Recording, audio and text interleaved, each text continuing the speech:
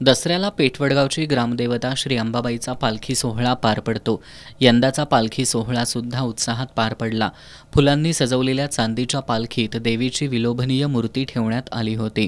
रात्री 8 वाजण्याच्या सुमाराला मंदिरात आरती झाल्यानंतर प्रथम मंदिर प्रदक्षिणा करून त्यानंतर ग्रामप्रदक्षिणेसाठी पालखी बाहेर निघाली। मंदिरापासून पालखी मार्गावर फुलांच्या पायघड्या घालण्यात आल्या होत्या। पालखी मार्ग आकर्षक विद्युत रोषणाईनं उजळून निघाला होता। मंडळाच्या वतीनं फटाक्यांची आतषबाजी करत फुलांच्या उधळणीत पालखीचं स्वागत करण्यात आलं। मध्यरात्री 1:30 वाजता घुमटगल्ली चौकात प्रथमच अंबाबाईची पालखी आणि विठ्ठल बिरदेव पालखीची भेट झाली।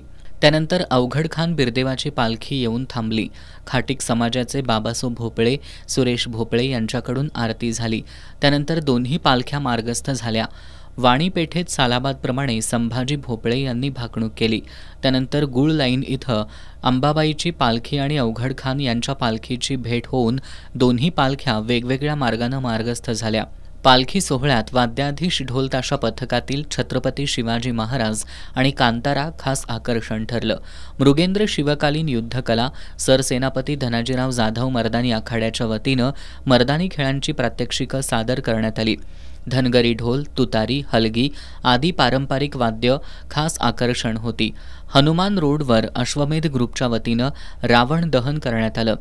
तर पालखीवर शंभूराजे, संयुक्त शाहू तालीम, साथीदार, युथ फाउंडेशन, घुमटाकडील तालीम मंडळाच्या वतीनं पुष्पवृष्टी आणि लाईट शो करण्यात आला होता। यावेळी हनुमान मंदिराजवळ आई अंबाबाई देवीची आरती करण्यात आली। माजी नगराध्यक्षा विद्याताई पोळ, विजयादेवी यादव, संदीप पाटील, अभिजित गायकवाड, सचिन चव्हाण, शीतल कोळी, आप्पासाहेब पाटील, प्रवीण पाटील आदी उपस्थित होते।